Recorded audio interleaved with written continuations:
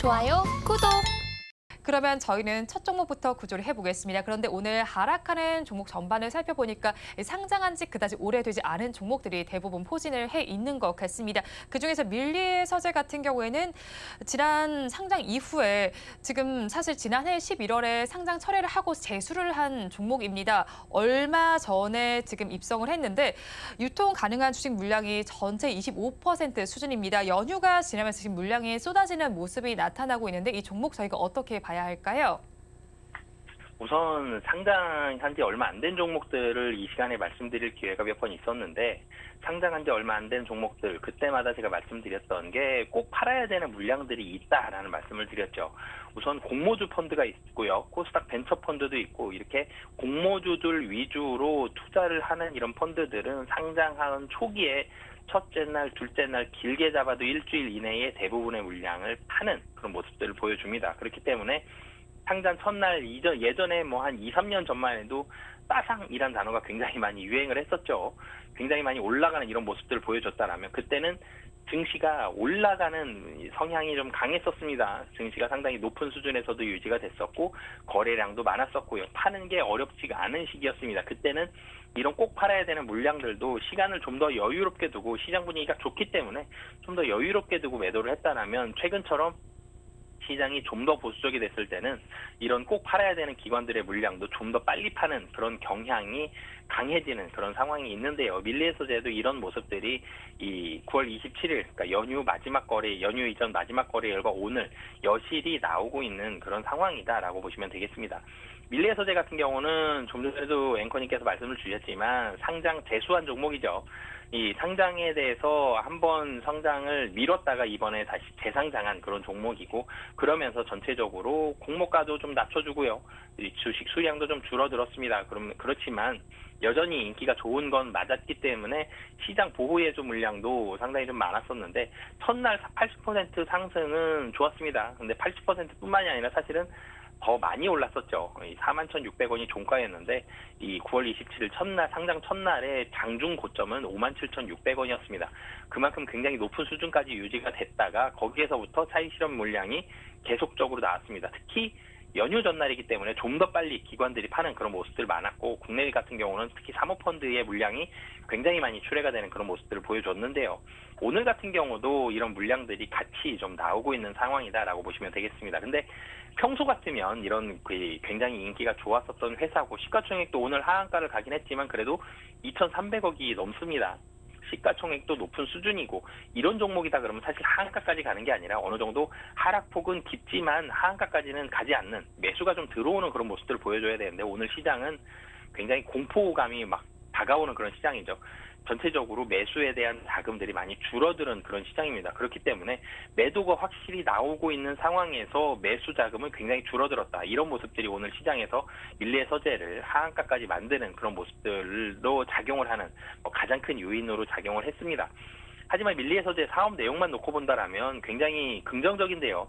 이 공모로 인해 조달한 이 자금들, 300억 이상의 자금들은 사업을 확장하는 데 쓸 거고요. 그리고 밀리의서재가 KT 자회사, 그러니까 KT 계열사죠. KT 계열사인 이 지니뮤직이 밀리의서재의 최대 주주입니다. 그렇기 때문에 KT 그룹과의 시너지도 계속적으로 활용을 하고 있다는 점, 이런 부분들을 활용을 해서 전체적으로는 점유율이 계속적으로 늘어날 거고 매출액도 지속적으로 확대가 될 가능성이 높은 상황이다라고 보시면 되겠습니다. 밀리의서재 사업단을 살펴보면 긍정적인 상황이지만 상장 이후에 물량이 좀 대거 쏟아지면서 급락세를 보이고 있는 상황입니다. 그렇다면 가지고 계신 분들 어떻게 대응해야 할까요? 네, 사실 하한가 나온 종목을 가지고 제가 버티자라는 말씀을 처음 드리는 것 같은데 밀리의서재 우선 버티자는 의견을 드리겠고요. KT그룹과의 시너지뿐만이 아니라 전체적으로는 사업이 확장한다라는 데 가장 큰 이유를 드리고 싶고요. 그리고 또 한 가지는 오늘 하한가가 가는 이유는 매도 물량이 굉장히 많아서라기보다는 매수 물량이 상당히 좀 적어서라는 시장 분위기의 영향도 상당히 크다라고 보여집니다. 지금 하한가 물량도 사실 10만 주밖에 쌓이지가 않았거든요. 하한가에 쌓인 물량도 적다라는 점 이런 부분들 봤을 때 추가 추가적인 이 사업 영역이라든지 이런 부분을 봤을 때 사업에 대한 상승 가능성은 상당히 좀 높다라고 보여지고요. 그렇기 때문에 가격 전략은 뭐 이 손절 가격을 근데 꼭 말씀을 드리겠는 게 손절 가격 28,000원을 꼭 말씀을 드리겠습니다. 만약에 시장 분위기가 한 번 더 이렇게 좋지 않고 보수적인 분위기가 이어진다라면 밀레서제도 다시 한번 이런 하락에 대한 모습들이 나올 수 있기 때문에 손절 가격 28,000원을 꼭 지켜주셨으면 좋겠고요. 목표 가격 다시 한번 상승한다라면 이런 사업에 대한 확장성 등을 본다라면 목표가 4만 원 말씀드리도록 하겠습니다. 밀리에서제 지금 하한가를 기록하고 있지만 버티자 전략을 주셨습니다. 그런데 손절 라인을 좀 지켜주면 좋겠다라고 말씀을 해주시면서 28,000원 잡아주셨고요. 목표 주가는 4만 원 제시해 주셨습니다. 그러면 저희 다음 종목도 구조를 해보겠습니다. 인스웨이브 시스템즈를 구조를 해보겠습니다. 역시나 상장한 지 얼마 되지 않은 기업입니다. 웹표준 전문 소프트웨어 기업인데 주요 공공기관과 또 은행, 대기업 등의 고객사로 두고 있습니다. 역시나 지금 상장한 이후에 물량이 빠지는 것으로 해석을 해야 할까요? 네, 예, 사실 마찬가지입니다. 거의 비슷한 흐름을 보여주고 있는데 밀리에서제와 마찬가지로 인스웨이브 시스템도 첫날은 상승을 했죠. 첫날 상승을 하면서 등락률이 114.58%로 마감을 했습니다. 근데 장중 고점은 거의 7만 원 갔었어요. 69,900원까지 올라갔다가 둘째 날도 상승으로 출발했다가 결국은 음봉 내면서 하락하는 모습, 그리고 셋째 날, 넷째 날까지 모두 하락을 하면서 첫째 날 종가가 이 51,500원입니다. 근데 오늘 지금 현재가가 29,050원으로 40% 이상 좀 하락하는 그런 모습을 보여주고 있거든요. 인스웨이브 시스템즈 같은 경우는 기업용 소프트웨어 개발 전문 기업입니다. 국내 최초로 웹 표준 UI와 UX를 개발하는 플랫폼을 출시를 했는데요. 쉽게 좀 말씀을 드리면 웹 표준 UI 전환, 그러니까 이게 이 액티브엑스라든지 이런 이 특정 프로그램들을 깔아야 되는, 설치를 해야 되는 이런 모습들이 있었는데 이런 부분들이 없어지면서 이런 웹 표준 UI 전환을 지원하는 이런 소프트웨어 회사들이 상당히 빠른 속도로 성장을 하고 있거든요. 인스웨이브 시스템즈도 기획재정부, 보건복지부, 법무부와 같은 주요 공공기관뿐만이 아니라 국내 30대 그룹사의 80% 그리고 은행권과 같은 이런 주요 대기업들과의 고객사도 상당히 많이 확보가 되어 있는 그런 상황입니다.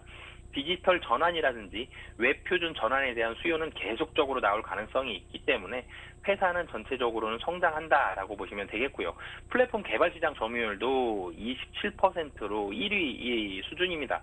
그렇기 때문에 전체적인 사업 모델 자체는 상당히 많이 성장을 하고 있는데 지금 3일 동안 하락을 한 부분들은 상장 초기에 팔아야 되는 이런 물량들에 대한 소화 과정이다라고 보시면 되겠습니다. 네, 상장 초기 물량에 대한 소화 과정이라고 표현을 전해주셨는데 그렇다면 인스웨이브 시스템즈 가지고 계신 분들께서는 어떤 대응 전략 가져가면 좋을까요? 네, 사실 밀리에서제와 마찬가지로 인스웨이브 시스템즈도 성장하고 있다라는 점, 실적도 좋아지고 있다라는 점, 이런 모습들 봤을 때 좀 버티자라는 말씀을 드리겠고요. 그런데 밀리에서제와 마찬가지로 손절가 꼭 지켜주셨으면 좋겠습니다. 지금 28,850원인데 손절가 27,000원 꼭 지켜주셨으면 좋겠고요. 다시 한번 성장한다라면 주가가 반등할 때에는 목표 가격 45,000원 잡고 대응하시면 좋을 것 같습니다. 인스웨이브 시스템즈에 대해서도 버티자 전략을 주셨습니다. 가격 전략에서 역시나 손절 라인 지켜주면 좋겠다라고 말씀을 전해주셨는데요. 손절 라인은 27,000원, 목표 주가 45,000원 제시해 주셨습니다. 그러면 저희 마지막 종목도 구조를 해보겠습니다. 크라우드웍스를 구조해 보겠습니다. 지난 8월 코스닥에 상장했던 종목입니다. 얼마 전에 주가가 회복세를 좀 보이나 싶었는데 오늘 시장에서 모두 좀 빠지고 있습니다. 의무 보호 예수 물량에 대한 부담감 때문일까요? 네, 이 상장 초기에 좀 전에 말씀드렸던 두 종목은 보호예수는 아니지만 초기에 좀 팔려는 기관 물량이었다라면 이번 크라우드웍스는 기관 물량은 장 초반에 다 이 상장 초기에 다 소화를 했는데 이제는 보호예수 물량에 대한 소화다라고 보시면 되겠습니다. 우선 크라우드웍스 같은 경우는 인공지능 AI 데이터 구축 전문 기업이고 국내 최대 수준의 52만 명의 데이터 라벨러를 보유하고 있는데요. 데이터 라벨러 같은 경우는 한마디로 크라우드웍스를 위해서 일해주는 이 일꾼들의 수다라고 보시면 될 것 같은데요. 이 프로그래머의 수다라고 보시면 될 것 같습니다. 가장 많은 이런 데이터 라벨러를 보유를 하고 있고요. 뿐만이 아니라 지분 57%를 가지고 있는 닥터웍스, 의료 AI 기업이죠. 닥터웍스가 성장을 하고 있는데 흑자도 기록을 했습니다. 그러면서 이 닥터웍스에 대한 기대감까지 가지고 있는 그런 상황이다라고 보시면 되겠습니다. 자, 일단 기대감도 가지고 있는 종목입니다. 그렇다면 가지고 계신 분들 버티자 전략 가져가도 될까요? 근데 사실은 앞에 있는 두 기업과는 좀 다르게 말씀을 드리고 싶은데요. 이번에는 도망가자라는 말씀을 드리겠는데 왜 그러냐면 보유해수 물량이 앞으로 6개월 상장 6개월까지는 계속적으로 나올 예정입니다. 근데 이 보유해수 물량들에 대한 전환 가격이라든지 투자 가격들이 10,000원이 좀 넘는 상황이기 때문에 이 물량들이 다 소화될 때까지는 좀 보수적으로 접근을 하시고요. 소화된 이후에 다시 한번 재접근하시는 전략을 추천드리겠고요. 가격 전략은 우선 매수 가격은 25,000원, 손절 가격은 23,000원, 목표 가격은 40,000원 말씀드리도록 하겠습니다.